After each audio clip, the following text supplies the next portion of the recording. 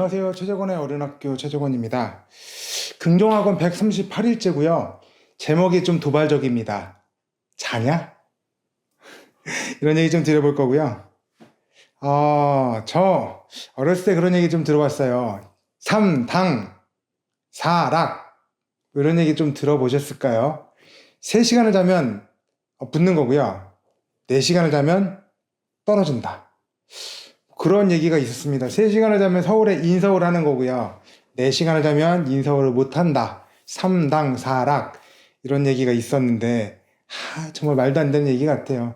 그때서부터 그러지 않았을까요? 왠지 좀 적게 자야 된다. 그리고 좀 시간을 아껴가지고 뭔가 좀 열심히 해야 된다. 이런 생각들이 은연중에 있었던 것 같아요. 삼당사락 조금 자면 성공하고 많이 자면 실패한다. 이런 얘기를 하는데 정말 그때는 맞는 거라고 생각했지만 지금 생각하면 말도 안 되는 소리죠. 왜 잠을 줄여서 잡니까? 저도 그때는 좀 적게 자고 이랬거든요. 특히 저는 입사하고도 꽤 늦게까지 잤어요. 30대 중반까지도 굉장히 늦잠을 많이 잤습니다. 늦게까지 놀았으니까 늦게까지 자죠. 그러니까 최대한 많이 일도 해야 되겠고 내가 놀고 싶은 시간도 있으니까 그냥 뭐 또 조금 그때까지 체력도 되니까 좀 늦게 자고 최대한 뭐 많은 활동을 하고 시간을 보내는 것도 굉장히 선호하고 이랬습니다. 그러다 보니 자연스럽게 잠은 줄었고요. 어느 순간에 보니까 그런 것들이 제 몸에는 이렇게 많이 맞진 않았어요. 저도 자연스럽게 잠에 관련된 호르몬이 늦게 나오다가 점점 이렇게 빨라지기 시작한 거죠. 저도 자연스럽게 빨리 자기 시작했고 또 빨리 자서 좀 빨리 일어나는 걸 선호했는데 또 빨리 자고 오랫동안 자다 보니까 또 그것만한 충분한 의미가 있더라고요. 사실은 의미라고 표현하기보다는 사람은 자야 되는 거거든요. 많이 자야 됩니다. 많이 자가지고 내 몸속에 있는 노폐물을 막 빼내야 되는 거예요. 잠은 내 몸을 정화시키는 그런 시간이다 보니까 일정한 시간들 7시간에서 한 8시간 정도는 충분히 자주는 게 정말 필요하다고 하는데 우리는 학생 시절부터 한 6시간 정도 자나요? 5시간, 6시간 정도 자는 것 같아요. 그 6시간만 자면은 개운하다고 생각을 하기도 했었죠. 왜? 체력이 됐으니까. 그때는 그 정도쯤만 자도 충분히 체력이 됐으니까. 그랬지만 그땐 좀 덜 자도 체력이 버텨주고 내 몸이 충분히 쌓이는 노폐물도 없고 괜찮았거든요. 점점 더 시간이 지나니까 내 몸에 쌓이는 노폐물도 많아지고 그 정도 시간쯤을 자가지고 저의 몸을 이렇게 유지할 수가 없게 되더라고요. 잠을 많이 잔다는 건 굉장히 의미가 있는 것들입니다. 내 몸을 정화시키는 시간이 되기도 하고요. 많이 자고 충분히 자는 게 다이어트에 도움된다는 얘기들 진짜 많이 해요. 유튜브에 나와서 건강의학과 또는 다이어트 전문의로 알려주신 분들이 좋은 음식 먹고 충분히 자고 적당한 운동하라는 그런 당연한 얘기를 하시거든요. 근데 충분히 자는 것이 우리 몸에 정말 필요합니다. 왜? 생체 리듬을 올바르게 가져가는 거니까. 그런 의미에서 정말 중요하더라고요. 나의 몸을 올바르게 다르게 계속 선순환시키는데 의미가 있습니다. 근데 몸만 그런 게 아니고요. 잠을 충분히 잔다는 건 내 머릿속, 내 마음속도 충분히 노폐물을 빼내고 내 몸에 쌓여있는 생각의 쓰레기들을 몸 바깥으로 내보내는 작업을 하는 겁니다. 우리 불면증을 겪게 되면 잠이 안 오게 되면 온갖 생각들이 내 머릿속을 막 지나다니죠. 그 온갖 생각들을 했던 걸 또 하고 또 하고 또 하고 많이 하다 보면 내 몸도 지쳐가지 않습니까? 그래서 불면증이 어쩌면 우리 마음에서 시작해서 몸까지 굉장히 힘들게 하잖아요. 바로 그런 이유 때문에 생각의 쓰레기를 치울 시간이 없기 때문에 우리 몸이 특히 더 어려워하는 것이라고 생각을 합니다. 잠에 대한 이야기들 잔뜩 드렸는데요. 그런데 제가 드리고 싶었던 얘기는 뭐냐면 그럼 과연 이 얘기가 맞는 얘기냐 이거예요.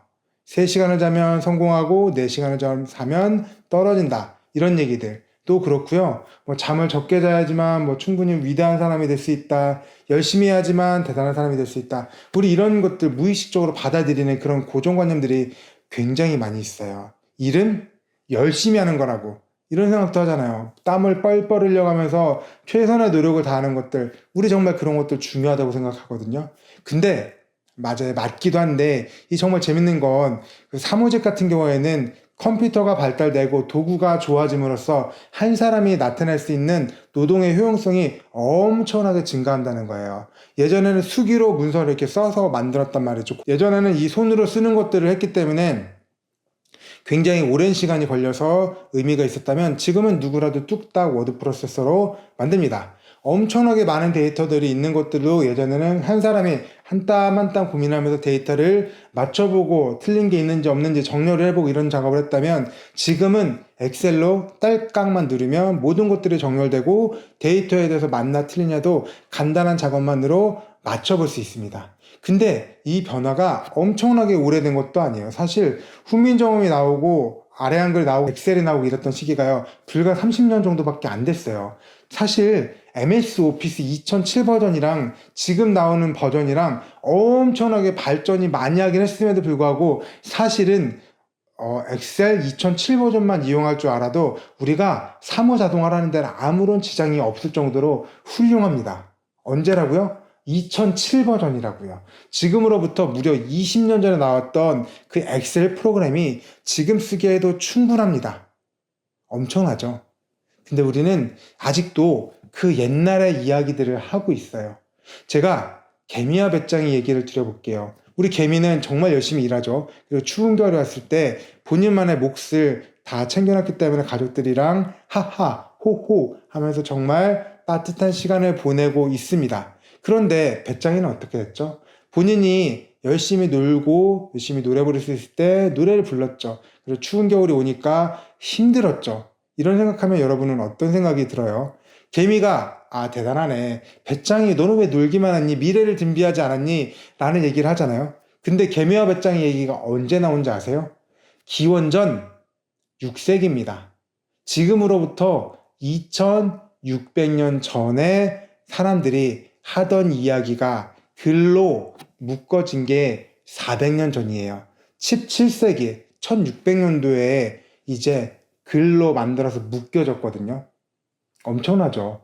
2500년, 2600년 전에는 그랬을 겁니다. 그때 문명사회는 어디예요? 지중해였어요. 지중해. 그리스, 로마, 이집트 뭐 이런 쪽이 있죠.